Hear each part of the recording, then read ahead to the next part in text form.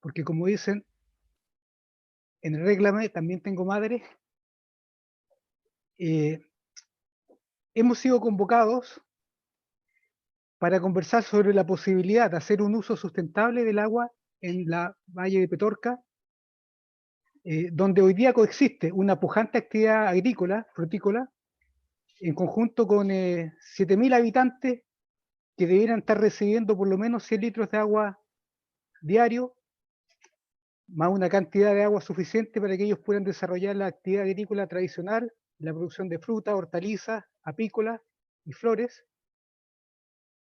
Y sin embargo no es así, por lo que la pregunta correcta de este seminario debiera ser no si es posible, sino cómo lo logramos, cómo hacemos que este valle sea sustentable. Déjenme contarles que los ganaderos saben muy bien que en una pradera se pueden ingresar un número limitado de animales. Si ponemos más animales de lo que corresponde, la pradera se empieza a deteriorar y finalmente se muere. En forma similar, en el caso del Valle de Petorca, la cantidad de agua disponible marca la cantidad de hectáreas de palto y la cantidad de superficie con agricultores campesinos que podemos soportar. Si aumenta la población, desequilibramos el sistema. Si aumenta la superficie de palto, desequilibramos el sistema. Y eso es lo que hoy día estamos observando, un desequilibrio, un desbalance entre los recursos naturales disponibles y el esfuerzo que tratamos los seres humanos de hacer por conquistar estas tierras y aprovecharlas de buena forma.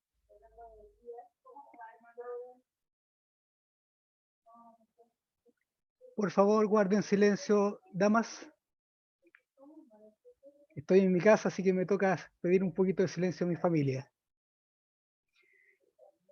Bueno, permítanme partir entonces con esta presentación dándole a conocer quién es el palto, cómo es el palto. Lo primero es explicar de que el palto mantiene sus hojas verdes a lo largo de todo el año, a diferencia de otras plantas frutales como los manzanos, los perales, los duranos, las ciruelas. Y eso hace que la planta requiera riego o agua disponible a través de las lluvias durante todo el año. Eso ya marca una diferencia y pues explica por qué el palto usa grandes cantidades de agua. Otras características muy notables del palto son, primero que nada, que el palto es un migrante. Llegó de tierras lejanas, desde bosques lluviosos y nubosos en la zona sur de México, en Guatemala y en las Antillas, de un clima muy diferente al que tenemos acá en zonas mediterráneas. Llegó acá a través de semillas, creció, se desarrolló, echó raíces. Sí, echó raíces y además dejó descendencia. Parte de esta descendencia es muy notable la variedad, la cruz, que ustedes deben conocer, una variedad negra y la chenta de muy buen sabor. Por lo tanto, el palto ya es parte de nuestra tierra. Aquí en esta zona desarrolló estrategias ecológicas para sobrevivir al invierno, lo que no conocía donde estaba antiguamente, y copió las estrategias ecológicas que acá utiliza su primo, el lingue, Persea lingue. El palto es Persea americana, acá teníamos nosotros ya un árbol nativo, Persea lingue, que es muy similar al palto, no da los frutos, pero que ha desarrollado estrategias ecológicas para poder sobrevivir y llevar los inviernos. Déjenme contarles de que el palto tiene o sigue un modelo de desarrollo arquitectónico que se llama RAU. El modelo RAU mantiene en un árbol dos tipos de brote. A la izquierda ustedes pueden ver este brote largo con un brote lateral vigoroso. A la derecha pueden ver otro brote vigoroso y estos brotes se conocen como brotes silépticos y permiten que el árbol escale rápidamente hacia la superficie buscando el sol. Al mismo tiempo tenemos brotes cortos, que ustedes no lo van a dimensionar aquí, pero son brotes cortos donde se instalan las flores y posteriormente la fruta. Entonces el palto, siguiendo el modelo Raoul, comparte brotes prolépticos cortos con silépticos vigorosos y eso le da posibilidad de explorar hacia el cielo y buscar rápidamente la luz. Otra característica de este modelo es que presenta una fuerte dominancia apical. Esto quiere decir que todo lo que ocurre en el palto pasa desde las yemas que están ubicadas en las puntas de los brotes. El nuevo desarrollo de un brote parte desde la punta y al mismo tiempo ese brote inhibe el desarrollo de yemas laterales. Como consecuencia de esto, nosotros vemos un manto de hojas en la superficie, pero al interior del palto tenemos vacío. La copa del palto queda vacía hacia su interior. Otra característica importante del modelo RAW es un crecimiento rítmico de los brotes. Tenemos un pulso fuerte en primavera, que genera estos brotes vigorosos y lépticos. Después del verano, el brote más bien es corto, es un segundo pulso. Y en otoño tenemos una elongación de ese brote corto junto con la formación de yemas florales en cada uno de esos puntos. Esas yemas florales van a brotar en la siguiente primavera, al mismo tiempo que el árbol sostiene producción de la primavera del año anterior. En esta imagen, esta floración ocurrió durante el invierno y es una floración anticipada, cuando los inviernos no son tan fríos. Para profundizar un poquito más en cómo es el palto, permítanme a ustedes mostrarles qué ocurre con sus hojas.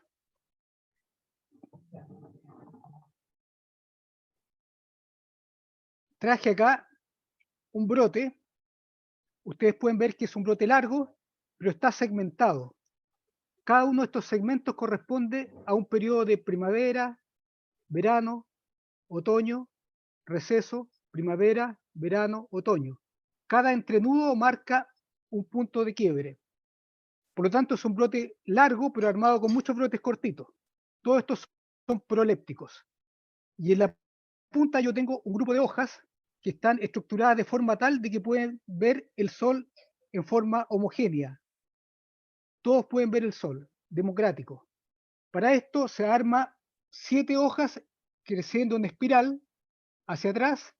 Tengo 3 grupos con un ángulo de 120 grados y yo en este brote tengo 15 hojas, es decir, tengo 2 grupos de 7 hojas. Es muy interesante mostrar que la parte superior de la hoja es verde. Nosotros la vemos verde porque de la luz blanca que tiene el sol absorbe la luz roja, absorbe la luz azul para el proceso de la fotosíntesis y el verde lo rebota. Entonces sus ojos lo ven verde porque la planta está rebotando ese color, no lo utiliza. Y al igual que un panel solar, la luz solar que está recibiendo la convierte en energía química y la almacena en moléculas de ATP y NADPH. Algunos de ustedes lo recordarán de los cursos de primer año. Lo otro importante para efectos de lo que hoy día queremos conversar del uso del agua del palto es que por la parte posterior hay miles de microventanas que se conocen con el nombre de estomas. Algunos de ustedes lo recordarán. Y esas microventanas se abren y se cierran de acuerdo a las condiciones ambientales.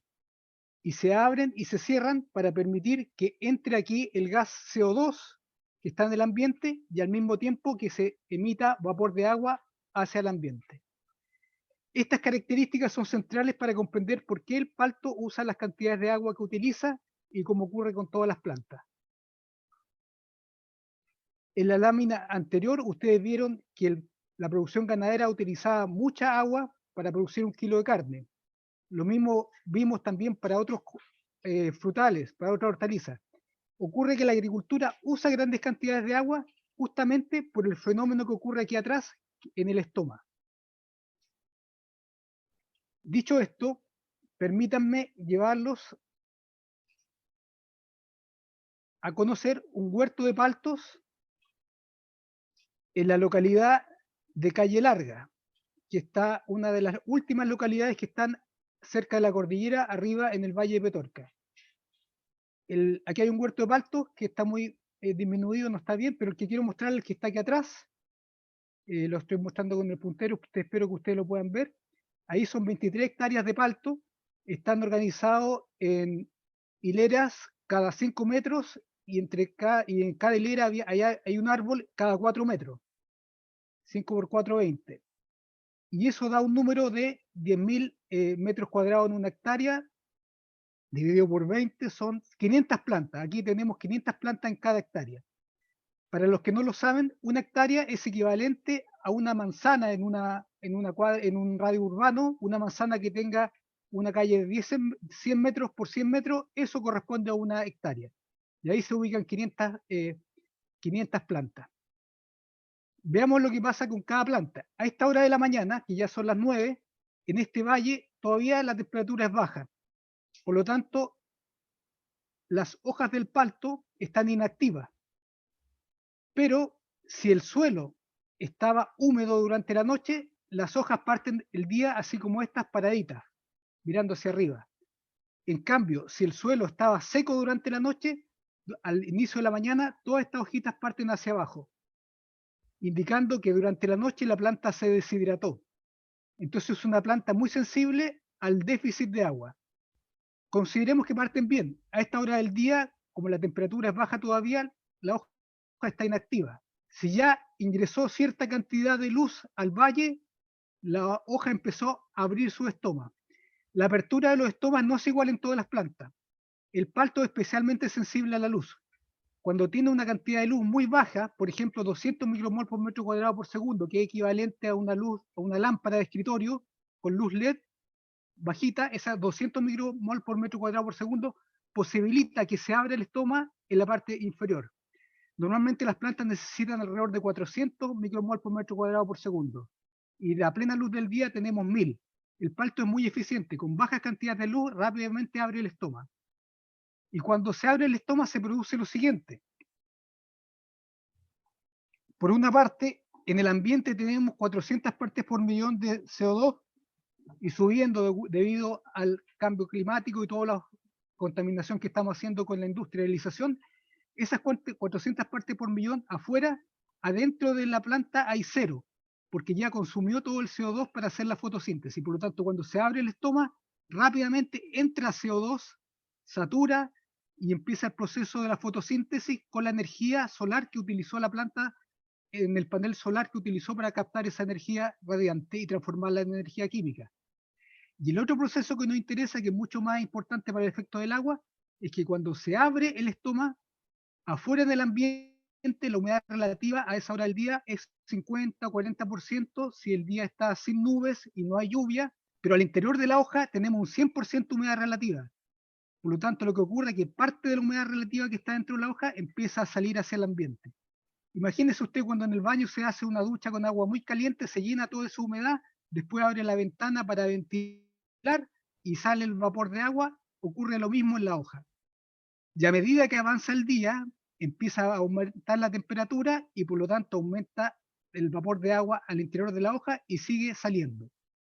Lo que es interesante de este fenómeno es que cada vez que sale vapor de agua desde la hoja hacia afuera, hay una succión como una jeringa que está empujando ese vapor de agua hacia afuera y está generando una succión que hace que el agua que está en el suelo empiece a subir por el tronco, por las ramas y hasta las hojas.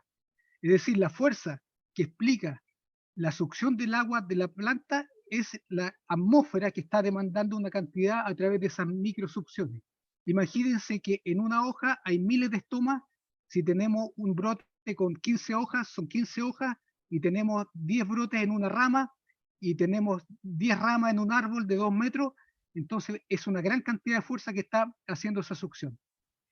Ya hablo de un árbol de 2 metros, pensando que cuando yo tengo una columna de 2 metros de alto, la presión que tengo que hacer para subir el agua es demasiada. Imagínense, cuando usted abre la llave y trata con el dedo cerrar esa cantidad de agua que está saliendo, eso reduce unas 2 atmósferas. Eso es lo que estamos haciendo de presión de succión, son 2 atmósferas. Entonces aquí en el valle tenemos estas plantaciones de palto y déjenme contarle entonces qué ocurre. Cuando la planta empieza a hacer la fotosíntesis, utiliza agua. Ustedes pueden ver en la reacción química del agua que son una molécula de CO2 más una molécula de agua que se parte para poder liberar los oxígenos y entregarlos al ambiente.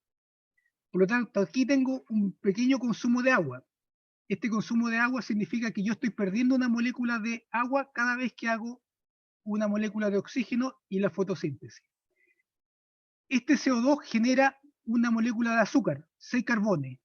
En el caso del palto, la planta es muy especial. No hace moléculas de 6 carbones, sino de 7 carbonos. Es único en la naturaleza. La molécula se llama persitol. Por ciertas características evolutivas, creció en forma diferente, no produce tanto azúcar, produce más aceite, pero el intermediario que acumula se llama persitol y tiene 7 carbonos. Otras características notables, si usted toma una hoja de palto, la parte, la huele, tiene olor a anís. Son situaciones diferentes a una planta normal. Pero aquí volviendo entonces tengo un pequeño consumo de agua cada vez que produzco la fotosíntesis.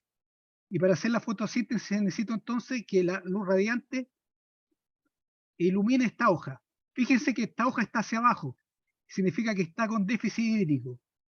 Probablemente esta hoja partió bien al día, pero a mediodía ya el consumo de agua es suficiente y empieza a no ser capaz de succionar tanta cantidad del suelo y se baja. ¿Y por qué baja? Como una estrategia que el sol no le pegue directamente y se muera. ¿Por qué necesita la planta estar emitiendo agua hacia el ambiente? Es un sistema de refrigeración. Tal como en el auto yo tengo un radiador que hace circular el agua alrededor del motor para que no se caliente, la planta está extrayendo agua del suelo y poniéndola hacia el ambiente para mover agua y al mismo tiempo botar energía, botar calor, botar temperatura. Esa es la estrategia que tiene para no quemarse cuando está expuesta al sol. Una cosa es hacer transpiración y cuando no puede hacer más transpiración, la hoja se cae para no quedar expuesta directamente al sol. Es una forma de sombrearse y de protegerse. Fíjense qué inteligentes son las plantas evolutivamente. Y vamos a avanzar. Déjenme mostrarles a ustedes que hay una relación entonces entre la transpiración y la fotosíntesis. ¿Por qué razón? Porque cada vez que se abre el estómago está cerrado, se abre, al mismo tiempo sale vapor de agua en la transpiración y al mismo tiempo entra CO2, es decir, hay una correlación.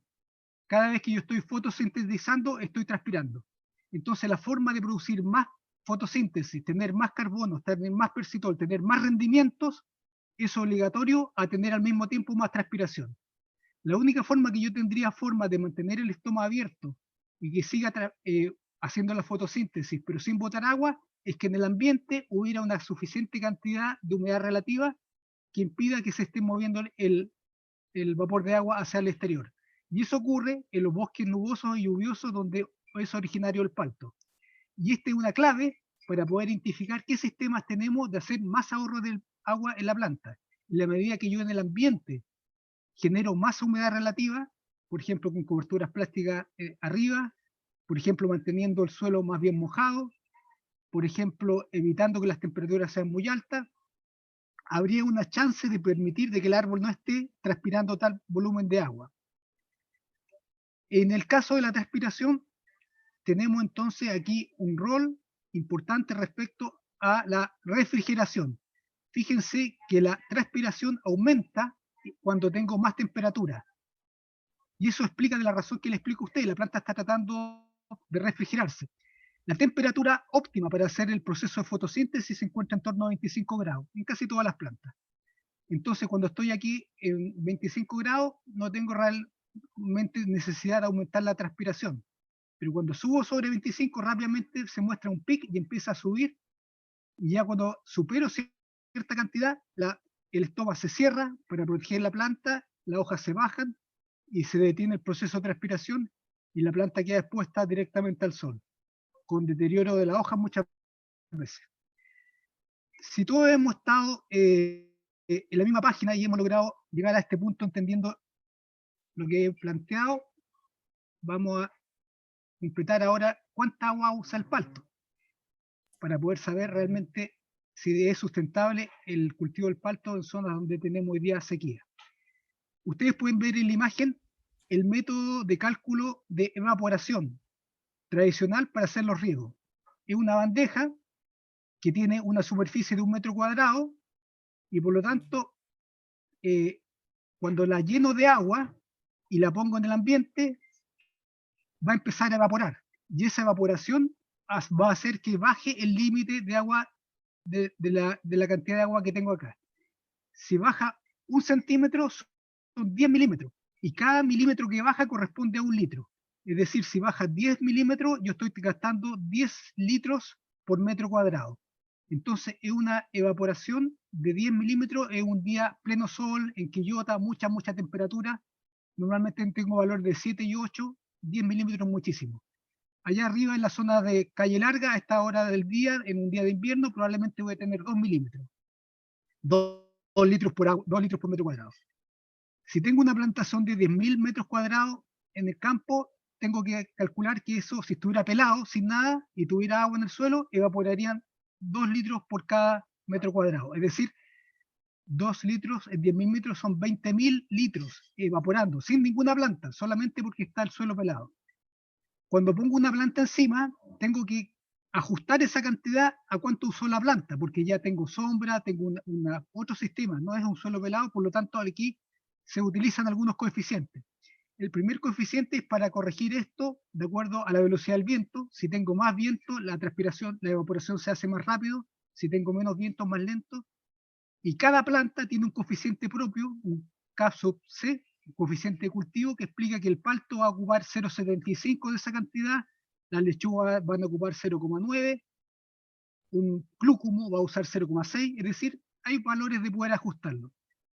Otra forma de calcularlo es directamente con una estación meteorológica, que me da un valor inmediato calculado a partir de la presión atmosférica, de la temperatura del día, de la humedad relativa y de la velocidad del viento. Hace un cálculo matemático que lo puedo hacer en una planilla Excel también y sé cuánta evapotranspiración tengo.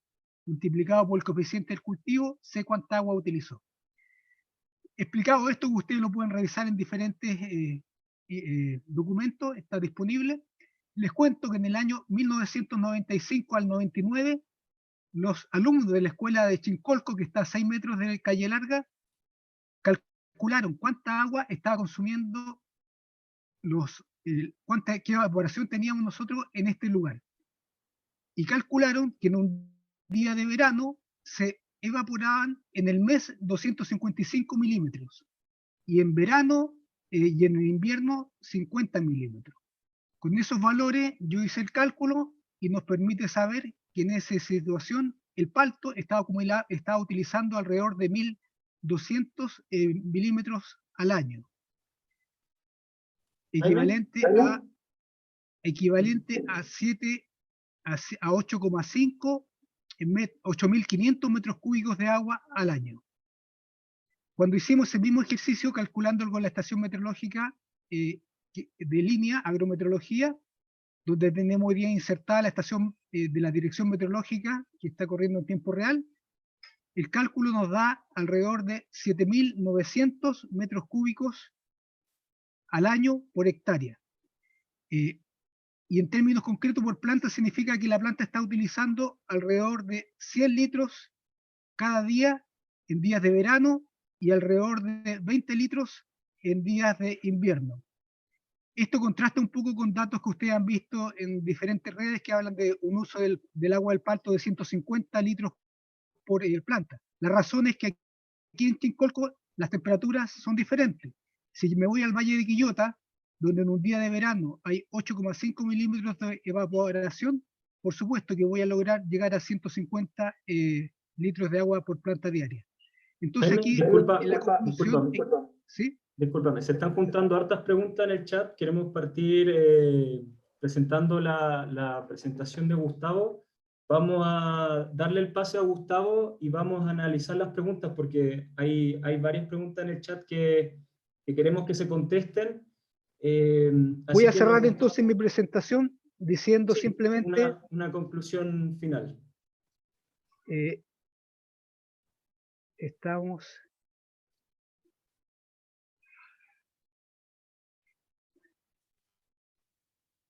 Para poder ahorrar agua, entonces, puedo modificar el ambiente, posibilitando que haya más humedad relativa. Una forma de hacerlo esto es a través de mantener el suelo mojado. Otra forma es poner plásticos sobre la cobertura vegetal. Otra cosa sería poner plásticos sobre el suelo para evitar la evaporación directa del suelo.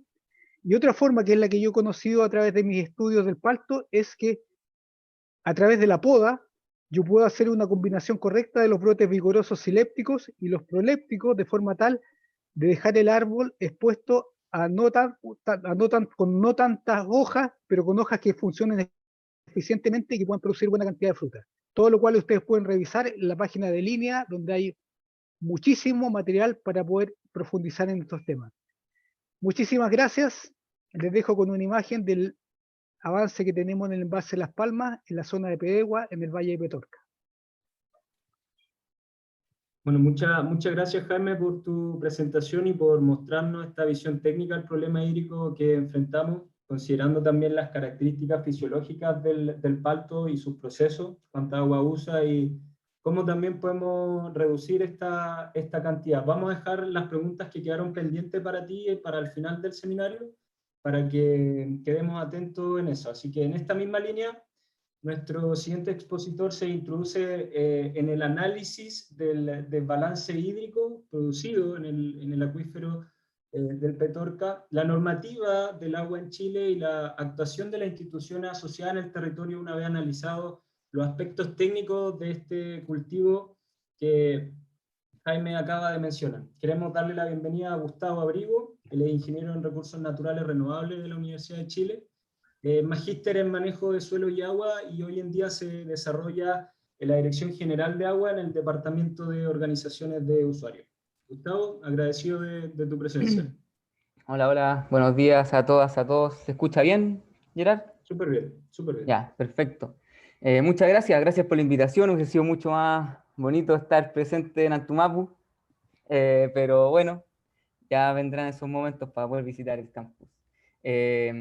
Efectivamente, como dijo Gerard, yo trabajo en la Dirección General de Aguas, en el Departamento de Organización de Usuarios hace ya bastante tiempo, pero quiero dejar claro y súper claro que hoy expongo como un ex alumno y no represento para nada a la DGA. ¿Ya? La DGA tendrá su representante formal, que es el director general de agua. Yo vengo a dar mi visión más bien personal de la gestión del agua y acotarlo en base a mi experiencia, que es más bien institucional, pero de mi experiencia poder mostrarles y responder esta pregunta, si es que es posible o no. Así que vamos viendo, pero porfa, yo no represento a la DGA, ¿ya? Y nada de lo que diga representa este servicio. No avanza, ahí sí. Ya. Bueno, no sé si todos ubican, pero la cuenca del Petorca se encuentra en la parte norte de la región de Valparaíso, ya cerca de Coquimbo. Esta porción celeste que está acá y que si pueden ver, no tiene tanta porción de cordillera, lo que hace que no acumule tanta nieve en el invierno, por tanto depende mucho más de la pluviometría, ¿sí? Para poder que esa agua se convierta en escorrentía y corra por los ríos, ¿sí? Entonces, es altamente dependiente de la pluviometría de esta cuenca y es la cuenca vecina del río La Ligua, y estas dos cuencas componen además la provincia de Petorca, ¿ya? Y un dato también interesante es que estos ríos, el río Petorca y el río La Ligua, confluyen en el mar, ¿sí? Entonces, la caja del río continúa y tiene una confluencia en el mar. Pero entiendo que la presentación de hoy está acotada a la cuenca del río Petorca, y especialmente vamos a hablar del agua subterránea, dado que si bien existen agua superficial, sobre todo en la parte alta, lo que sería Sobrante, o un poco antes de el pueblo de Petorca, hacia abajo, aguas abajo, prácticamente no escurre, no hay escurrimiento superficial, ¿ya? Entonces, si como estamos viendo esto desde la perspectiva de la cuenca hidrográfica, uno puede hacer un balance hidrológico, ¿sí? Y este balance hidrológico, independientemente de dónde estén estas variables, ya está compuesto por las entradas, que son principalmente las precipitaciones, ya sea nieve, agua, nieve, pero son nuestras entradas al sistema, lo que nos va a otorgar agua. Está también el almacenamiento, lo que teníamos acumulado en un de tiempo dado, ya sea embalses o el agua subterránea, y las salidas, ¿ya? Y si uno quiere hacer una gestión sostenible, bueno, sería ideal que las entradas sean más o menos iguales a las salidas para mantener un equilibrio, ¿ya? Vamos a ver si es que esto se da. Entonces, si lo disgregamos y vemos las entradas, yo no creo que tenga que mostrar muchos datos para que me crean, pero las precipitaciones van a la baja. Este es un ejercicio muy simple, descargar las precipitaciones históricas desde la DGA de Hierro Viejo, que es un pueblito, un sector que está abajo de Petorca, y podemos ver cómo las precipitaciones van a la baja de un promedio de 130 milímetros al año. Los últimos años ha estado por debajo de eso, ¿ya? Y quiere decir que las entradas al sistema disminuyen, ¿ya? Ahora, en cuanto al almacenamiento, tenemos los acuíferos y este es también un dato extraído de la página de la DGA de un pozo que está también en Hierro Viejo y pueden ver cómo va a la baja la profundidad. Aquí se supone, entiendo que este es un buen pozo que abastece de agua potable incluso al sector. Aún así, la misma DGA reporta que se ha secado en varias oportunidades completamente y, por ejemplo, acá hay un punto que llegó a tener de 11 metros de profundidad. Hay que también saber cómo se mide esto, pero por lo menos quiero que se queden con la imagen de que va a la baja la profundidad de nuestro acuífero, que es la reserva, o sea, disminuye nuestra reserva. Y la salida, que si bien no tenemos datos muy bien concretos, podemos inferir que si aumenta la producción de paltos o la plantación, por lo menos hasta 2010, ha aumentado la demanda de agua, ¿sí? Las salidas, para poder solventar las necesidades de la agroindustria como también de las personas, aunque sabemos que hay un principal uso dentro de la cuenca. Entonces, nuestra situación es bastante compleja. Tenemos que, si lo entendemos como la entrada, como la oferta va a la baja, ¿sí? Las reservas van a la baja y la demanda creció mucho. ¿Y eso qué genera? Un desbalance hidrológico, como bien dijo al principio don Jaime. Tenemos un desbalance en este sistema. Y este desbalance se grafica brutalmente con esta imagen, ¿ya? Que es extraída de la Dirección General de Aguas de un informe del 2014, el informe técnico número 95 del 2014, que demuestra cuánto es la oferta de agua subterránea, recuerden que vamos a hablar de agua subterránea, que sería alrededor de 11 millones de metros cúbicos al año, y es bueno hablar de metros cúbicos al año para poder gestionar un acuífero, porque nos entrega un volumen concreto, porque cuando hablamos de caudales, por ejemplo, 2 litros por segundo, que son instantáneos, hay algunas restricciones ahí anuales, entonces mejor hablar del volumen anual, de cuánto se puede extraer anualmente. Y tenemos que, efectivamente, la demanda, si solo se utilizaran los derechos de aprovechamiento de aguas otorgados en Petorca, la demanda supera 11 veces, por lo menos, la oferta, que es la recarga del acuífero. Ese es el nivel de desbalance que tenemos en el acuífero de Petorca como tal. Luego vamos a ver un poco más detalle de cómo se comporta este acuífero, ¿ya? Entonces, ¿qué nos queda? La verdad es que no podemos hacer mucho con las entradas, con la oferta, ¿sí? No podemos hacer que llueva más, lamentablemente. Y tampoco creo que la solución vaya por traer agua desde el sur. Creo que la solución inicial está por este lado, por cómo gestionamos las demandas de agua y nuestras reservas, ¿ya? Y por este lado también va a ir mi presentación. Entonces, ¿cómo llegamos a esto? Esa es una buena pregunta y la respuesta es, bueno, en base al modelo de gestión de agua en Chile, que si bien se aplica a todo el país, en este caso se produjo una situación mucho más compleja, dadas las características de vulnerabilidad también de la propia cuenca en el aspecto hídrico. Entonces tenemos el marco normativo con una estructura que potencia el interés particular por sobre el bien común. Si bien el agua es un bien nacional de uso público, en el Código de Agua no está en la Constitución, ya no hay en el Código de Agua, sin otorgamiento de derecho, una función principal de la protección del ambiente y menos del acceso al agua como derecho humano. ¿Qué es lo que prima entonces? Tiene mayor peso la propiedad privada sobre el derecho de aprovechamiento de agua, con una función netamente productiva. Si una municipalidad, por ejemplo, quiere tener derechos para poder conservar la continuidad hídrica de un río, tiene que pagar patente por no uso, o sea, es castigada, siempre está con la visión productiva. Este modelo, ¿cierto?, que genera la libertad de transferencia, libre uso, goce y disposición, o sea, el agua es mía y yo lo que quiero con ella en el marco de cierta legislación ambiental, y también ha generado una concentración importante de derecho de aprovechamiento de agua. En un ejercicio que me tocó hacer por allá por el 2018, que si bien no era parte de las conclusiones formales, yo me di cuenta que si uno controlaba las extracciones de 10 personas, naturales o jurídicas, en Petorca, estaba controlando cerca del 80% de las extracciones que se producen en ese acuífero.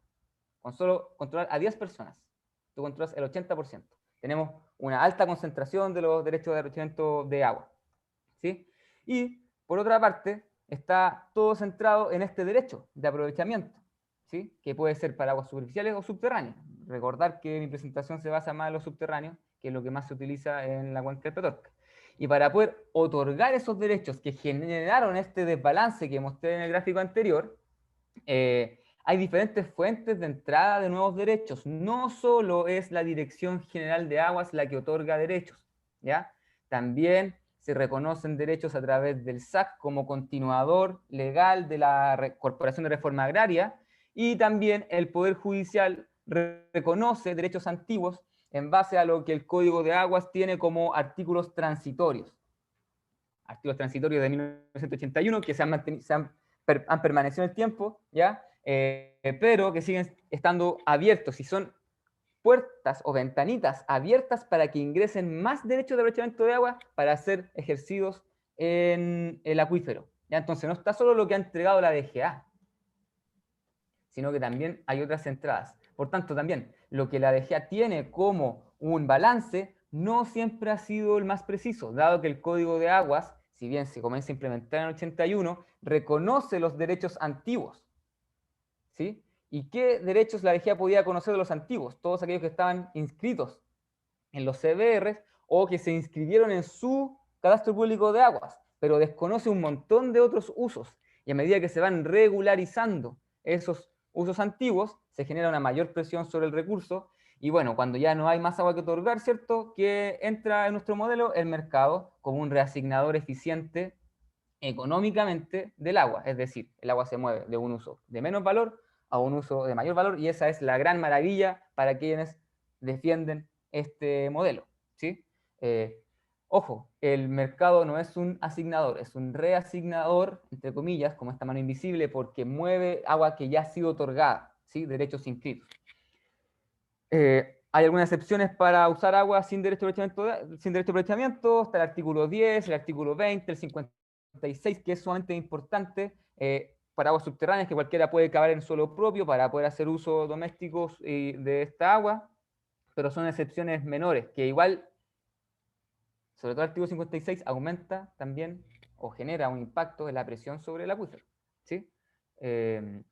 Ahora bien, si vemos un poco la historia normativa o cuáles han sido los hechos que marcan Petorca, sepan que desde 1997 el acuífero de Petorca está declarado como área de restricción.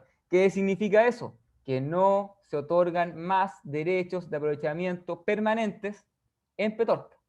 Desde 1997 la DGA no otorga más derechos, ¿ya? Eso sí, esta resolución que declara área de restricción no dejaba paso a seguir otorgando derechos provisionales. Cuando la DGA declara área de restricción, deja de otorgar derechos permanentes, pero puede otorgar derechos provisionales. Y esta resolución no daba paso al otorgamiento de derechos provisionales. Sin embargo, por allá por el 2000 se modifica a través de un informe técnico esto y se comienzan a dar derechos provisionales, ¿sí? En torno a 18 millones de metros cúbicos al año. Entre el 2004 y el 2009 se otorgan estos derechos provisionales, ya son 5 años, y luego ya se llega al límite y no se pueden seguir otorgando más derechos provisionales, porque estaba sobreexplotado el acuífero, ¿sí? Y si bien desde el 97 no se otorgan más derechos de aprovechamiento de agua, sí aparecen siempre nuevos derechos. ¿Por qué? Por lo que les conté de las regularizaciones, que es el reconocimiento de usos antiguos que no tenían títulos. Segundo transitorio, sobre todo una parte del segundo transitorio, que es la parte final, que permite a una persona que no tenía ni un título, nada, demostrar que ha hecho uso desde 1976 del agua, libre de violencia y clandestinidad, ya hace una solicitud y puede regularizar su derecho, ¿sí? Segundo transitorio. También estuvo marcado después del 97 por el cuarto transitorio, que es una ley que se desarrolló solo para poder entregar derechos y certeza jurídica a pequeños agricultores. Pero, como quedó mal hecha la ley, muchos pillines grandes se aprovecharon y comenzaron a regularizar derechos de manera masiva, ¿ya? Por ejemplo, estas regulaciones por cuadro transitorio tenían un límite de 2 litros por segundo por cada persona. Y estos tipos regularizaron 30 pozos por 2 litros por segundo. Y después los unían y podían entonces sacar 60 litros por segundo sin ningún problema.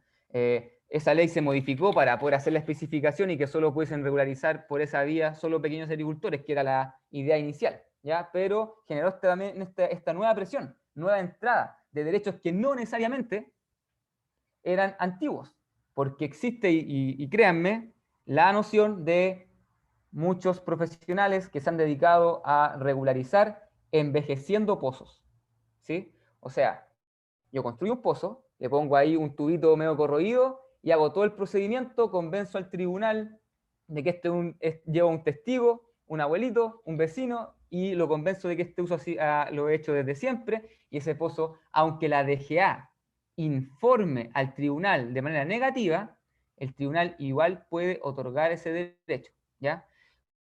Los derechos que son otorgados por la vía por tribunales, ¿sí? No dependen 100% de la DGA. La DGA hace un informe que puede ser favorable o desfavorable, pero quien define esto es el tribunal.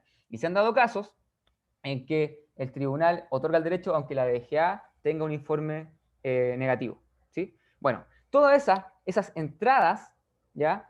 También está ese transitorio que es para agua potable, pero yo creo que en menor medida. La principal fuerte está acá, el segundo transitorio y el cuarto transitorio, donde se presiona aún más con nuevos derechos de aprovechamiento para ser ejercidos en el Petorca.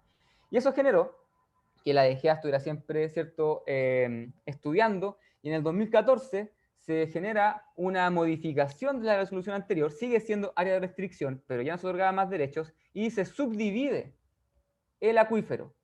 ¿Se acuerdan de la primera imagen? Que era la parte norte, lo de Petorca. Bueno, acá está subdividido en 5 sectores hidrogeológicos de aprovechamiento común, que fue una movida que hizo la Dirección General de Aguas para poder principalmente detener los cambios de punto de captación de aguas subterráneas desde las partes altas o bajas hacia la zona central, que es donde mayor producción de palto existe.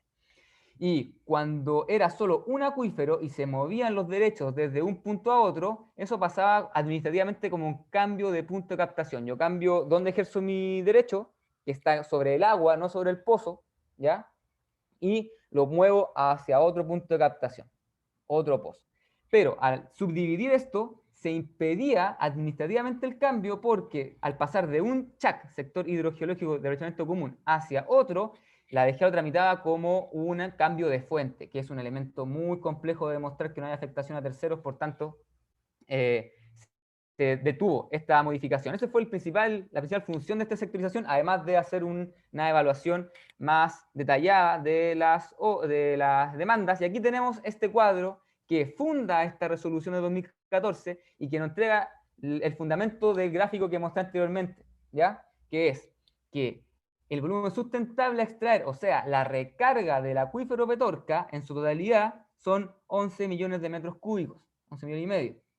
Pero los derechos otorgados rondan en torno a los 124 millones de metros cúbicos, ¿ya? Ahí se genera esto que, ojo, aquí el mismo informe lo concluye, son 12 veces más, aunque hay sectores donde es diferente, o sea, en el sector de Pedernal los derechos de aprovechamiento otorgados superan 5 veces a la recarga, ¿sí?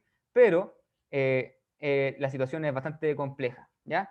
Ahora, en el 2014, por suerte, se tomó la decisión de dejar sin efecto los derechos provisionales.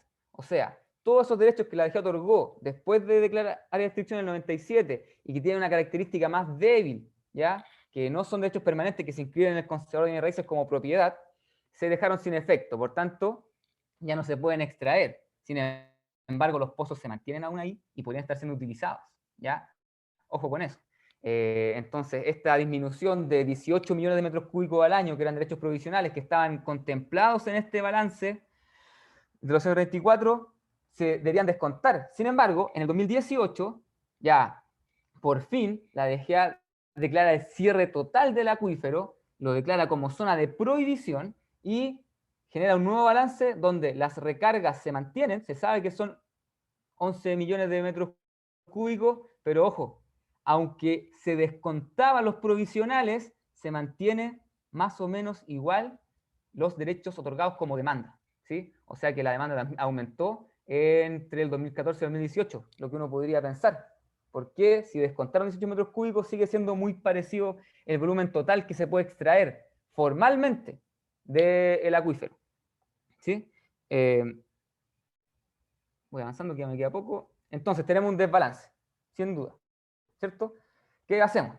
Las entradas, yo no creo que haya por ahí la cosa, y poner el ojo en la oferta no está bien. Una de las cosas que me impactó una vez hablando con usuarios fue un gran productor que estaba sentado en una mesa con diferentes representantes de derechos de aprovechamiento de la zona que querían hacer gestión, que querían controlar las extracciones desde el acuífero, y les dicen, mire, ¿sabe qué? Su problema no es que no haya agua, si aquí hay mucha agua más abajo, usted hable conmigo y yo le profundizo el pozo, esa es la solución, profundicemos el pozo. Y esa visión es muy similar a la de traer agua por una carretera desde el sur, aumentar la oferta, sin entender que esta cuenca hidrográfica como sistema natural tiene límites, ¿sí? No podemos extraer más de lo que ingresa. Entonces, para poder hacer, ¿qué hacer después con este balance? Bueno, una gestión, ¿ya? Gestión del agua subterránea. ¿Y para qué? Para poder proyectar y planificar los usos que se hacen, para también entender que es un recurso colectivo. Mucha gente cree que cuando tiene un pozo, tiene una bombilla que extrae agua desde un vaso individual, sin conexión, no entiende que está extrayendo de una misma fuente que se comparte con otros. Se necesita una buena gestión para poder tener una visión de bien común, ¿sí? No solo intereses particulares, y poder conocer y evaluar bien el agua subterránea para poder utilizarla de manera sostenible. Ahora, ¿qué tan bien conocemos nuestro acuífero? Esta es una imagen de Copiapó, y es un perfil longitudinal que muestra las profundidades y la forma subterránea que tiene el acuífero. Y al conocer esa forma, podemos determinar cuánto en verdad es el volumen que puede albergar de agua un acuífero. Y si conocemos cuánto es ese volumen con los niveles, podemos saber cuánta agua nos queda y cómo la gestionamos, ¿sí? Porque es un problema del agua subterránea, como no se ve, no nos alertamos hasta que se nos seca el pozo, ¿ya? Otra es poder conocer dónde está la contaminación, pero antes de eso, y más allá de esta visión de calidad o este conocimiento más detallado de la forma del acuífero, saber bien cuánto realmente se está extrayendo desde el acuífero. ¿Por qué? Porque los datos que yo le mostré son en base a lo formal, lo legal, lo que se sabe que está inscrito en los concesionarios de raíces, lo que la DG ha otorgado, lo que se conoce que se ha otorgado de otras fuentes, pero no tenemos hasta ahora un detalle de todas las extracciones desde el acuífero que generan esta sobreexplotación, ¿sí? Entonces, lamentablemente, la situación del acuífero puede ser aún peor de la que les mostré en el gráfico, ¿ya?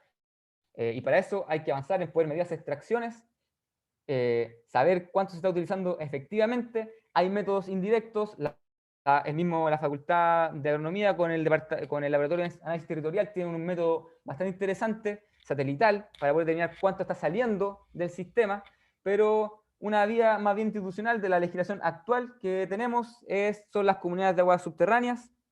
Estas comunidades de aguas subterráneas están compuestas no solo por una persona que capta individualmente, sino que por muchos pocitos que están extrayendo desde el acuífero como una unidad compartida, ¿ya? Y tiene por función principal poder medir y controlar las extracciones. ¿Cuáles extracciones? Por ahora, solo de aquellas personas que tienen derechos de aprovechamiento de agua, ¿ya? Y quiero ser enfático en esto, porque en el contexto actual, creo que las comunidades de aguas subterráneas son una buena medida para hacer gestión y para tratar de detener esto, pero tienen desventajas, no son la panacea. Y una de las desventajas de las comunidades subterráneas es que solo incorpora a titulares de derecho de aprovechamiento de agua. Por ejemplo, una APR que tiene derecho podría participar de la comunidad subterránea y participar de esta gestión, promover una buena utilización, pero está también conversando con todos los otros grandes tenedores de derecho. Entonces, ahí hay una complejidad que hay que abordar, ¿ya? Entonces, a través de esta comunidad se puede regular la explotación del acuífero, ¿sí? Poder acercarlo a lo que efectivamente se recarga, ajustar la demanda a lo que entra, a la oferta, ¿sí? Y esta es un poco para que tengan la visión de lo que sería una comunidad subterránea. Es al final poder tener un control, una medición y información real de lo que está pasando en el acuífero con un sistema que puede ser telemetría, ojalá, que si bien actualmente cada titular tiene la responsabilidad de instalar esto por un mandato de la DGA, aún no se implementa completamente y toda esta información debería ser centralizada para poder hacer una gestión desde los usuarios del acuífero con información de lo que está saliendo. Entonces, estas casas entregan la posibilidad de poder tener modelos mucho más ajustados a lo que realmente se está extrayendo desde el acuífero. Esa yo creo que es una vía de oportunidad, ¿ya? Bueno, la comunidad de agua subterránea tiene diferentes módulos de conocimiento que incorpora tanto la parte de las personas, la variable climática y el control de extracciones, que es lo que les mostraba anteriormente, para poder, por ejemplo, proteger diferentes usos. Y aquí viene parte más dura de la gestión, y con esto termino. Se puede obtener una tasa de extracción óptima de agua subterránea, sostenible, respetando todas las limitaciones que podamos entregar a un modelo para poder extraer y no afectar tanto el acuífero. La verdad es que cada vez que uno hace un pozo va a afectar el acuífero, ¿ya? Y si hay muchos pozos, es una mayor afectación. Por tanto, quizá el desafío está en poder determinar qué nivel de impacto como sociedad o como personas que habitan la comunidad queremos determinar, ¿sí? Sin embargo, sin duda el desafío es grande, porque poder reajustar la demanda requiere disminuirla 10 veces, ¿sí? Y eso solo para poder recién igualarnos a lo que está entrando. Entonces, la verdad es que más que explotar la recarga, hasta ahora se ha explotado las reservas. Y esa es una decisión que también hay que tomar. Vamos a dejar de explotar las reservas, esta agua geológica que entró hace millones de años y que no se va a volver a recuperar, y solo poder tratar de dejar ya todo lo que hemos extraído y solo comenzar a extraer la recarga, sabiendo que aún no se va a recargar el acuífero, nunca va a volver a ser igual, ¿ya? Explotar un porcentaje definido de las reservas para poder ir solventándolo en el tiempo, aumentar la eficiencia del uso de agua por medio de una determinación exacta de los requerimientos de los cultivos, ¿ya? Ahí don Jaime hacía muy bien la exposición, poder regar lo que efectivamente necesita la plantita, ¿ya? Pero el desafío es poder dar soluciones, y yo creo que la solución efectivamente es tener que ajustar la demanda y no depender de agua externa, como por ejemplo de la carretera hídrica, que no es una solución, dado que mantiene la misma noción de explotación, de aumentar la oferta, sin hacer una introspección en la demanda. Eso, amigas, amigos, no sé si estoy muy pasado. No, Gustavo, muchas gracias por tu presentación y por abrirnos la oportunidad de comprender cómo este análisis desde el balance hídrico determina la situación actual del territorio y abrirnos el camino al debate sobre qué se puede entender por una gestión sostenible del agua y en qué líneas se podría avanzar utilizando la institucionalidad actual. Así que Sí. muchas gracias. Gerard, solo por la deformación también que tengo, hacer el link con el suelo. No es casualidad de la afectación que sufre el agua con respecto a que la mayor cantidad de producción agrícola que se produce en esta región, y también en la provincia de Petorca, esté dada en suelos que no tienen una característica óptima para ser utilizado productivamente, que estén en los suelos tipo 6, 7 y 8, el 50% de la producción. Ahí hay un elemento, a ver, y todo lo que sufre el agua también lo sufre el suelo, ¿ya? Tenemos una noción mucho más aceptada de la propiedad en el suelo y nos hace mucho más ruido la propiedad en el agua, pero ojo también con lo que está pasando en el suelo. Eso me gustaría poder dejarlo como un mensaje. Sí, totalmente de acuerdo contigo. Bueno, nuestro siguiente expositor también continúa esta línea que estamos comentando, cimentada desde una perspectiva del análisis de la escasez hídrica como un proceso autoconstruido y que también ha tenido influencia especialmente en las comunidades rurales. Este análisis que nuestro siguiente expositor plantea toma los elementos que inciden en este proceso autoconstruido.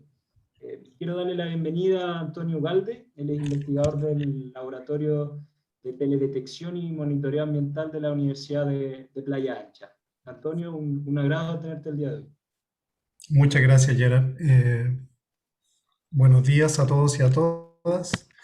Bueno, como decía Gerard, y yo voy a tomar algunos de los aspectos que se tocaron en las dos presentaciones anteriores, así que en algunos temas voy a ser más sucinto, pero efectivamente el conflicto en el agua, el conflicto en Petorca con el agua, se posiciona muy fuerte desde el acceso humano al agua, desde la falta de agua para las comunidades rurales. Y esa fue nuestra intención de hacer un proyecto en el año 2014, tuvimos en realidad del 2012 al 2015, tratando de apoyar a las comunidades rurales, a los sistemas de agua potable rural, con un proyecto internacional que buscaba fortalecer las capacidades de estos sistemas para hacer una gestión más sostenible de la cuenca, pero insertarse en un proceso más global de gobernanza. El marco teórico que acompañaba este proyecto tiene relación con la ecología política y la pedagogía de la liberación. ¿Por qué la ecología política? Porque la ecología política estudia las relaciones entre el poder, la vulnerabilidad y el acceso a los bienes comunes. Y la pedagogía de la liberación lo que intenta hacer es que los oprimidos o los vulnerados en sus derechos humanos puedan entender las causas de por qué sufren esta vulneración y pueden intervenir sobre esas causas. Entonces, esos eran los dos elementos que guiaban el proyecto. Yo supongo que se está viendo la presentación, sigo presentando, pero no sabía. Ya se presentó lo que era la cuenca. Ustedes ven aquí un posicionamiento de los sistemas de agua potable rural. En la comuna de Petorca hay 25 sistemas de agua potable rural. Una parte de ellos son APRs que tienen apoyo estatal, o sea, son APRs MOP, y hay una fracción importante de APRs que son no MOP. Los verdes son los MOP y los rojos son los no MOP. El conflicto con la escasez se dio fundamentalmente, y lo vamos a ver más adelante, con aquellos APRs que no tenían apoyo del Estado. Desde el punto de vista de la ecología política, las cuencas son sistemas socioecológicos donde interactúan los sistemas sociales con el entorno o con el sistema biofísico. Entonces, desde esa perspectiva, el uso del agua, todo el uso del agua, la infraestructura, todo lo que se construye para usar el agua, las normas y los sistemas de gobernanza en un territorio, en una cuenca, constituyen lo que se denomina el ciclo hidrosocial. La ecología política estudia no solo el ciclo hidrológico, sino que la interacción entre el ciclo hidrológico y cómo hace uso del agua la sociedad, y eso constituye el ciclo hidrosocial. Entonces, la primera conclusión que nosotros sacábamos, incluso antes de hacer el proyecto, porque se fundamentó desde la ecología política y la pedagogía de la liberación, es que el ciclo hidrosocial es muy excluyente en Petorca. Deja a mucha gente sin agua, a muchos sectores sin agua, pero también tiene baja capacidad de adaptación tanto a la variabilidad climática como al cambio climático, ¿ya? Y eso es porque hay una investigación que se hizo en los años 50 sobre el ciclo hidroilógico, porque pareciera ser que se determina la cantidad de agua como que esto fuera un espacio cerrado que no interactúa, como que la cuenca fuera un espacio cerrado, cuando en realidad las fuentes de agua provienen de fuera de la cuenca y tienen variabilidad en el tiempo. Entonces hay años en que llueve más, hay años en que llueve menos, y cuando llueve menos, bueno, se determina una sequía y se espera que esta sequía dure lo que ha durado siempre. Pero ocurrió aquí que nos enfrentamos con un proceso de sequía muy largo, muy largo. En ese tiempo ya llevábamos 10 años de sequía, y para lo cual la cuenca no estaba preparada. Entonces las cuencas se van haciendo más rígidas y por lo tanto con menos capacidad de adaptación. Entonces teníamos esta amenaza, que es la sequía, y luego tenemos el sistema socioecológico, ¿ya? Que tiene una sensibilidad a la amenaza, ya sea mayor o menor. En este caso, la cuenca del Petorca, la cuenca del Liwa, es muy sensible a la amenaza de sequía y tiene baja capacidad adaptativa, y por lo tanto es muy vulnerable. Y finalmente es menos sostenible, que es el punto que toca este seminario, el uso sostenible del agua. Entonces, el modelo de gestión, de administración y de gobernanza de la cuenca, constituido en un sistema socioecológico, es muy poco sostenible y es muy vulnerable. Entonces, ¿qué es lo que hicimos nosotros? Lo que intentábamos es traspasar este conocimiento ya del ciclo hidrosocial a las comunidades, porque se habla mucho, y mucha literatura, mucha investigación o muchas noticias de que el conflicto en el agua tiene que ver con el cultivo del palto, fundamentalmente el palto, aunque no solo hay paltos en Petorca, fundamentalmente hay paltos y cítricos, y ahí comparten ese uso de agua. Pero hay otros factores que no estaban determinados, ¿ya? Y que las comunidades no lo entendían y por lo tanto no podían trabajar sobre ellos. Solo había una crítica muy fuerte al robo del agua, al saqueo del agua, que es efectivo, pero que no es la única causa. Entonces, cuando yo no entiendo la profundidad de las causas que me afectan y que me hacen vulnerable, no puedo intervenir sobre ellas.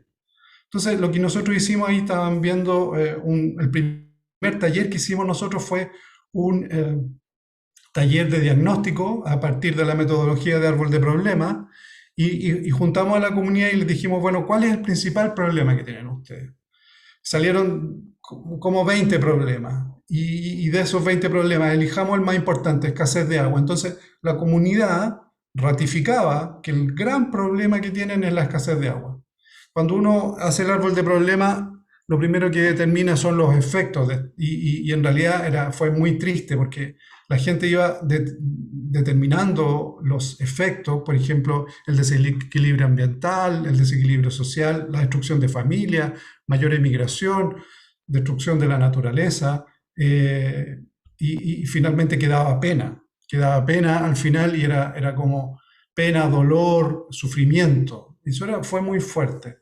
Y luego trabajamos en el tema de determinar cuáles eran las causas. Y efectivamente aparecía el modelo social y productivo, los monocultivos, la agricultura industrial o la agricultura extensiva, la expansión de la frontera agrícola, pero también aparecía la degradación de la naturaleza, las políticas públicas y las leyes deficientes. Y algo muy interesante, que yo les preguntaba, bueno, pero ¿por qué ha ocurrido esto en el territorio? Bueno, porque los APR tienen poco poder y tienen una baja organización, hay una baja cohesión social entre los APR.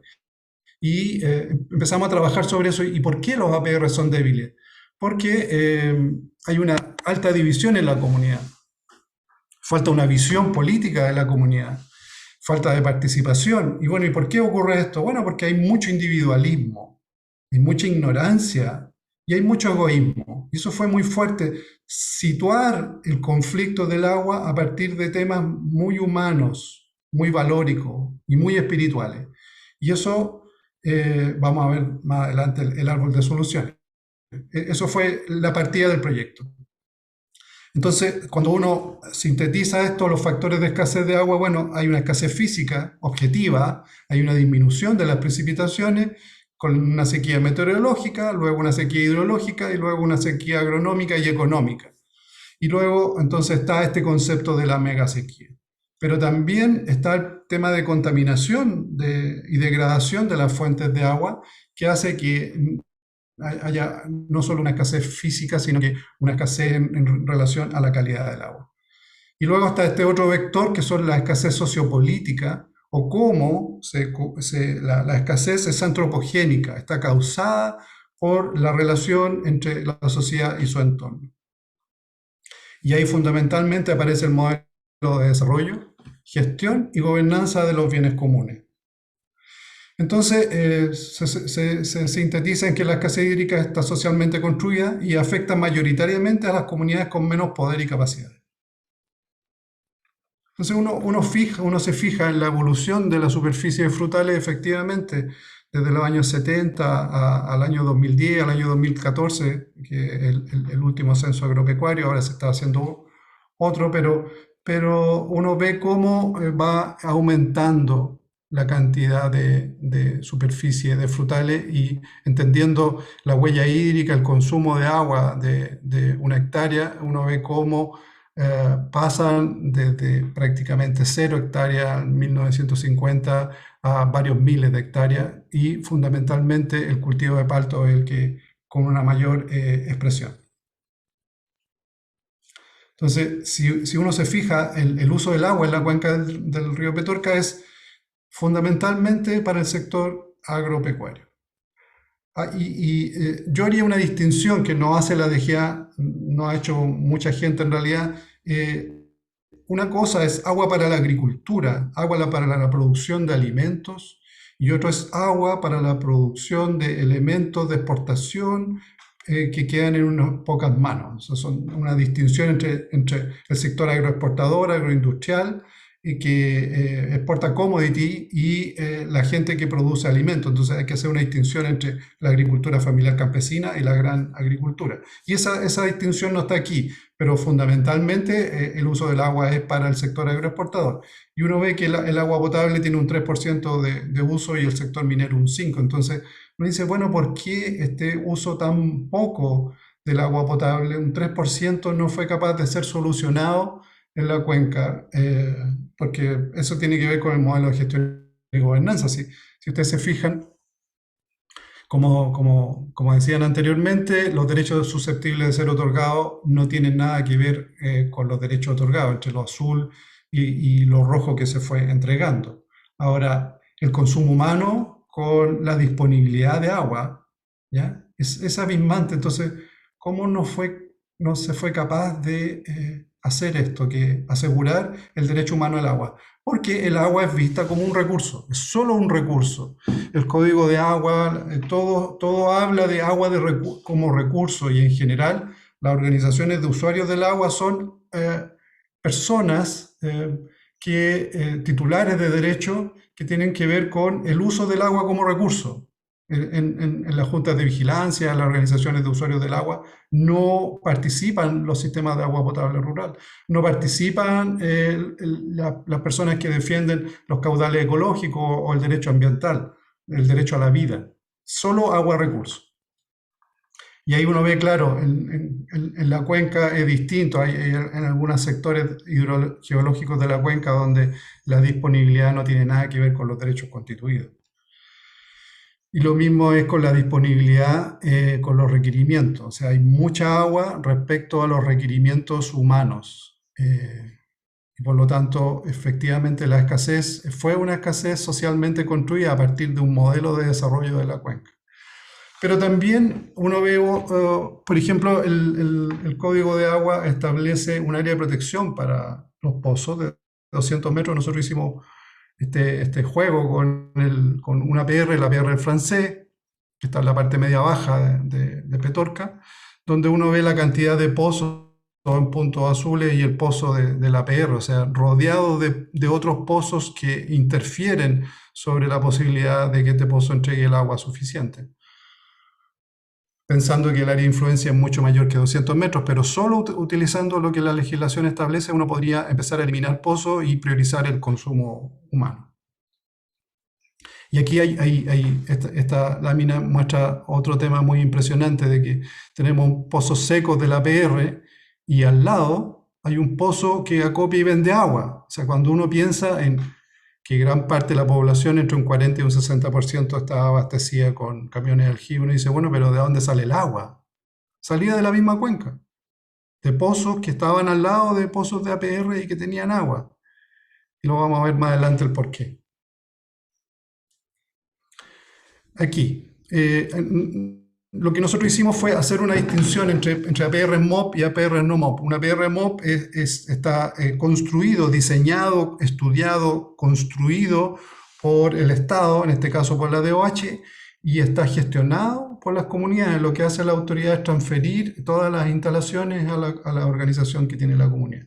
Y en el caso de los APR no MOP, eso no ocurre. Son las propias comunidades las que buscan una fuente, construyen un sistema de distribución y gestionan el sistema. Entonces, si uno se fija, el 100% de los APR MOP tenía fuentes de agua subterránea, pero además tenían otras fuentes superficiales y de la aducción. En cambio, solo el 33% 99% de las comunidades no MOP tenían agua subterránea. Y si uno se fija que camión aljibe, el 33% de los APR MOP requirieron camiones aljibe versus casi el 70% de los APR no MOP. La profundidad promedio de los pozos en los APR MOP era 20 metros y de los no MOP era 11. En los APR MOP el 75% hacía control de calidad del agua versus el 15% de los no MOP. Y acceso a asesoría y capacitación, el 100% de los APR MOP tenía capacitación y asesoría y el 0% de los no MOP. Entonces, efectivamente, ¿quiénes son los no MOP? Las comunidades dispersas, comunidades pequeñas de menos de 80 habitantes, que son los más vulnerables, los más distantes, los más alejados y los con menos poder. Y esos eran los que menos agua tuvieron. Pero hay un tema que también muy poca gente ha mencionado. Nosotros hicimos un estudio de los pozos y a través del índice normalizado de vegetación determinamos los cultivos de palto y lo asociamos con la escasez de agua, o sea, la falta de agua para los APR. Y descubrimos una serie de APR donde no hay influencia de cultivo, cuencas o microcuencas o subcuencas en realidad, donde no habiendo cultivos no tenían agua. Entonces los factores no solo es esta explotación agrícola, sino que hay otros factores asociados a la escasez de agua que tienen que ver, por ejemplo, con el sobrepastoreo, la degradación, la desertificación, ¿ya? Un poco relacionando suelo, vegetación, ¿ya? Y agua. Entonces, la cuenca del río Petorca es una de las cuencas más desertificadas de la región de Valparaíso. Y eso influye. Entonces, volviendo ahora a la pregunta, el uso sostenible del agua, ¿es posible? Mi impresión es que en las actuales condiciones la sostenibilidad en el uso del agua tiene bajas posibilidades de ser alcanzada, pero no es imposible. Ahora, cuando pensamos en sostenibilidad, ¿en qué estamos pensando? En sostener un sistema inequitativo, excluyente, o en cambiar un sistema, porque la sostenibilidad y la resiliencia pueden no ser positivas. Yo siempre digo que la dictadura era muy resiliente, pero eso no significa que eso fuera bueno. Una tiranía puede ser muy resiliente, pero eso puede no ser bueno. El maltrato hacia las mujeres puede ser no resiliente, muy resiliente, pero eso no puede no ser bueno. El maltrato a los niños o las políticas públicas ineficaces pueden mantenerse durante mucho tiempo, pueden ser muy sostenibles, pero eso no es bueno. Entonces hay que generar cambios, pero podrían haber cosas básicas. Lo primero, obviamente, es instaurar un sistema de monitoreo exhaustivo de las extracciones del agua, entender qué es lo que se está extrayendo. Mejorar las capacidades, obviamente, de los sistemas de agua potable rural, de aquellos que son más vulnerables, pero igualmente dejamos fuera a la agricultura familiar campesina, que fue muy impactada en Petorca. Entonces, debiesen protegerse y restaurarse los ecosistemas hídricos a través, por ejemplo, de todos los incentivos que ocupa el sistema de incentivos para la recuperación de suelos degradados, ¿ya? Voy a mostrar algo de eso al final. Entonces, yo creo que más allá de mantener un sistema y equilibrarlo, equilibrar el capitalismo o equilibrar el antropoceno o equilibrar este ciclo hidrosocial excluyente y hacerlo más sostenible, más verde, yo lo que creo es que hay que cambiarlo. Efectivamente, por un modelo donde los objetivos sociales de bienestar y calidad de vida y calidad ambiental son los que primen, ¿ya? Y que hoy día eso no existe. Pero también, dadas las proyecciones de cambio climático, de desertificación y amenazas que tanto el cambio climático como la desertificación traen, junto a las posibilidades de los procesos políticos, especialmente el cambio de la Constitución y en el caso de la región de Valparaíso, la elección de un nuevo gobernador y elección de nuevos alcaldes, podrían servir para generar un proceso de gestión y gobernanza adaptativa de las cuencas, donde el hecho sea la sostenibilidad socioecológica, o sea, sostener la sociedad humana en equilibrio con el sostenimiento de la biodiversidad de los ecosistemas. Y ahí podemos avanzar en seguridad hídrica, asegurando tanto el derecho humano al agua como la preservación de la vida. Entonces, para eso yo creo que hay que asegurar las funciones básicas del agua. Cuando uno piensa en cuáles son las funciones del agua, hoy día el agua es un recurso que se transa, se regula en el mercado, se regula a través de los derechos. Sin embargo, el agua tiene al menos 3 funciones, que es el agua vida, y no solo la vida humana, ¿ya?, sino que la vida en general. Luego está el agua ciudadanía, o sea, todo lo que las personas, los ciudadanos o los habitantes de una cuenca hacen con el agua, ya sea usos recreacionales, paisajísticos y otros usos que no son los usos básicos de la vida. Y por último están, o sea, las actividades económicas en el territorio, ¿ya? Entonces, ese debiese ser la última función en una cuenca muy vulnerable, y por lo tanto debiese haber una prelación en el uso del agua. Aseguremos el agua para la vida, aseguremos, y yo incorporo ahí la actividad de subsistencia, o sea, la producción alimentaria, no puede estar fuera del sostenimiento de la vida, y luego pensemos en otros fines, ¿ya? Incluso fines de ciudadano, de uso del agua, como piscinas, jardines y otras actividades que en realidad podrían incluso estar dejando a la vida sin agua. Desde esa lógica, cualquier actividad económica, o sea, los derechos de agua para consumo humano, para uso productivo, debiesen enmarcarse en los límites biofísicos de la cuenca. No impactar funciones y usos establecidos en relación a esto. O sea, no puede ser que el uso del agua para usos productivos deje sin agua a la gente. Al principio hubo una exposición donde se mostraba Calle Larga. En Calle Larga, esos cultivos de palto que se emplazaron ahí tenían 4 tranques. Esos 4 tranques no pasaron por el sistema de evaluación de impacto ambiental porque tenían una dimensión menor a la establecida. Sin embargo, estaban conectados por abajo haciendo una sola obra, y hubo un engaño ahí. La comunidad demandó a esa agrícola, y la agrícola presionó a la comunidad, los amenazó con demanda. La comunidad se asustó y quitaron el recurso de protección, y no tenían agua. Entonces, al lado uno veía un vergel y a 50 metros una comunidad sin agua. Y entonces eso es ilógico que el uso productivo, además para enriquecer a familias que ya son ricas, por ejemplo, al lado de Calle Larga hay una plantación de la familia Solari, Doña de Falabella. Entonces uno dice, ellos tenían 50 litros por segundo y la demanda de APR era 30. Entonces uno decía, chuta, ¿cómo es posible de que una familia que es ultramillonaria tenga cultivos que dejen a la comunidad sin agua? Bueno, a ellos lo que les interesa es cómo rentabilizar su dinero, y no el bien social. Antonio, ¿sí?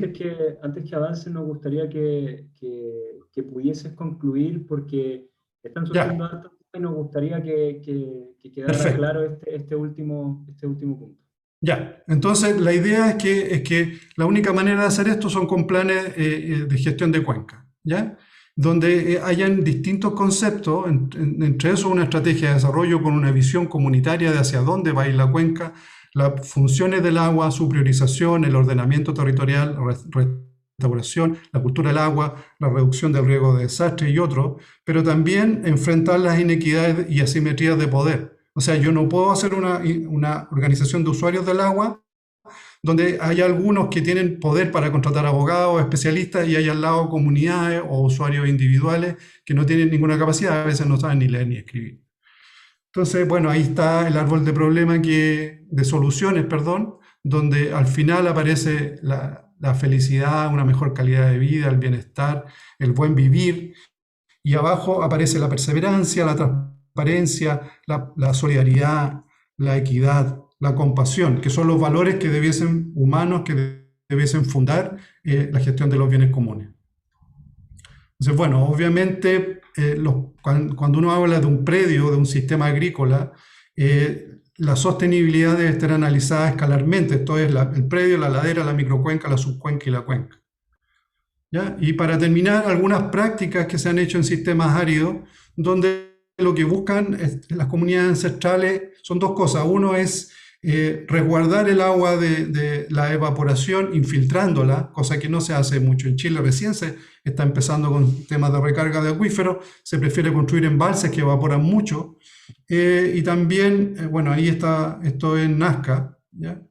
Y también una serie de sistemas donde la cuenca está vista como un sistema socioecológico. Las comunidades ancestrales veían esto es hidrología inca, y cosas que estamos haciendo nosotros ahora de restauración, ¿ya? Ocupando el CIRS, que se puede utilizar, por ejemplo, para hacer zanjas de infiltración y restaurar vegetación nativa, y otras técnicas similares, ya como medias lunas o construcción de terraplenes, utilizando mano de obra local. Así que eso. Bueno, muchas gracias, Antonio, por tu presentación y por darnos los lineamientos y también la esperanza de crear y avanzar hacia la sostenibilidad hídrica en este territorio, tanto a nivel de un agrosistema como de una cuenca. Muchas gracias. Loreto, pasamos a la ronda de preguntas. Tenemos preguntas para nuestros expositores de forma breve. Bien. Buenos días, antes que todo, en función del tiempo, esperemos que ojalá la respuesta pueda ser lo más breve. Aquí hay una pregunta para Jaime que dice que, considerando que se dijo que el palto es altamente eficiente, ¿existiría otros sectores de Chile que no estén afectados por la sequía en donde sea más sostenible cultivar palto? Es decir, una zona que tenga las menos externalidades negativas posibles. Bueno, primero que nada quiero pedirle a todos que enciendan sus cámaras para finalmente ver quiénes nos están acompañando, si fuera posible. Y quiero responder esta pregunta y otras dos preguntas que habían también de Paula, María Paz y Victoria, en una sola respuesta para apoyar el tiempo. La razón por la cual se están cultivando paltos en el Valle de Aconcagua es porque es una zona mediterránea principalmente libre de heladas. Y la razón por la cual se está cultivando en cerro es porque los cerros están menos afectados por la helada que los sectores de bajo, porque la helada se mueve por el cerro hacia abajo y en la parte plana es donde genera el efecto. Y la pregunta que tú hacías es si hay otros lugares de Chile que no están afectados por sequía, donde convendría poner palto. Aquí hay que decir que no hay lugares de Chile que no estén afectados por sequía. Está todo el país bajo condiciones de sequía. Eso es lo primero. Y lo otro, lo importante es decir que la sequía que estamos viviendo no solamente es climática, no es solamente la falta de agua, y lo explicó recién muy bien el expositor Gustavo. Tenemos una sequía, y está publicado en la literatura, tenemos una sequía antrópica, quiere decir que el ser humano está tomando decisiones que están generando e intensificando ese problema. Por lo tanto, en línea, lo que nosotros estamos haciendo mensualmente, publicamos un boletín agrometeorológico donde damos a conocer qué está pasando con el clima y cómo está afectando diferentes cultivos. Eso está en la página de INEA web, lo pueden revisar. Y es una forma que nosotros hoy día estamos haciendo de entregar información a las autoridades, a los agricultores, a los técnicos, a los estudiantes, a los recurseros, para que puedan tomar mejores decisiones de cómo administrar el sistema ecológico y generar una mejor condición sustentable frente a las condiciones actuales de aumento de temperaturas del cambio climático. Muchas gracias, Jaime, por tu respuesta. Y al parecer no hay más, dado que Gustavo ya se encargó de responder las preguntas por el chat. Sí, se nos adelantó. De forma para cerrar, queremos agradecer la participación de cada uno y una de ustedes, a nuestros expositores, por acompañarnos el día de hoy y por dejar con el objetivo de transmitir la importancia y la necesidad de dialogar las dimensiones tanto cualitativas y cuantitativas en los conflictos por el desafío en el agua, dentro de este contexto actual de megasequía que estamos viviendo en Chile, mediante un proceso poco instruido en el cual todos los actores del territorio, como pudimos darnos cuenta, son parte importante del mismo, y debiendo escuchar, tomando un poco la palabra de cada uno, la voz de cada actor en el territorio para la toma de decisiones y posibilitar finalmente la creación de estrategias que permitan el uso sostenible del agua como una responsabilidad intergeneracional. Así que muchas gracias por estar Gerard, acá. Solo para responder a Daniel Núñez, si es que existe un caso exitoso de OUA, yo le diría que hay una gran experiencia en Copiapó y que vean todo lo que ha hecho el LAT de recursos naturales, trabajado por recurseros con respecto a las comunidades subterráneas. Hay harta información y hay muchas cosas por aprender de esa experiencia. Eso podría decir para Daniel. Vale. Gracias, Gustavo, por no dejar Y yo ningún- quería plantear un punto que a lo mejor Gustavo puede resolver. Nuevo embalse Las Palmas, que se está instalando agua arriba de la Pedegua, va a ser utilizado, va a regar nuevas 3.000 hectáreas. ¿De qué? Está con esa posibilidad, se va a entregar a las comunidades campesinas. ¿Qué se va a hacer con esa agua que se va a embalsar en ese nuevo embalse? Desconozco, la verdad es que yo no soy promotor del embalse. Lo que sí sé es que es un embalse concesionado. Y ojo con eso, porque quiere decir que cada metro cúbico que se aporte se vende. Así como se hace con Vento Viejo, que tiene una regulación respecto a cierta cantidad de agua se entrega en la distribución de lo que sería río natural, y hay otra proporción que se vende por metro cúbico. Así que ojo con eso. Y un embalse, si bien viene a aumentar la oferta, tiene que llenarse. ¿Con qué agua? Si las precipitaciones van a la baja. Ojalá que pueda llenarse en algún invierno bueno. Y lo otro es que si va a regar nuevas hectáreas, estamos mal. Por lo menos podría ser utilizado para poder recuperar el acuífero y solventar a las comunidades. Definitivamente es motivo de debate también esa pregunta. Queremos darle la oportunidad a nuestros siguientes expositores, quienes nos van a exponer sobre la salmonicultura en Chile, invitándoles a que todos se queden y deseándole la mejor de la suerte a nuestros compañeros también. Muchas gracias. Chao, que estén Gracias. bien. Estén bien. Gracias a todos, muchas gracias. Chao, gracias.